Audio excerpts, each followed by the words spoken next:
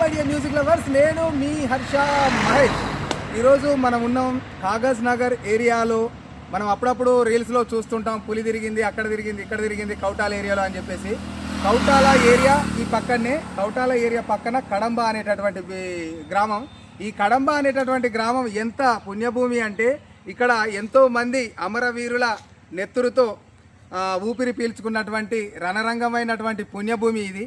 ఈ కడంబ అడవిలో చాలా పెద్ద పులులు, చిరుత పులులు తిరుగుతూ ఉంటాయి.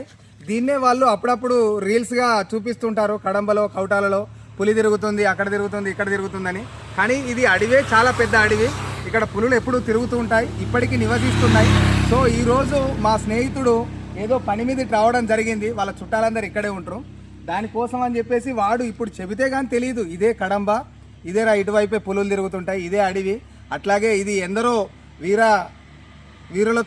వీరుల నెత్తురుతో తడిసినటువంటి పుణ్యభూమి అని చెప్తే కానీ నాకు ఇప్పటిదాకా తెలియలేదు. సో ప్లీజ్ షేర్ చేయండి, సబ్స్క్రైబ్ చేయండి, ఎంకరేజ్ చేయండి, లైక్ చేయండి. Thank you so much. నేను మీ హర్ష మహేష్.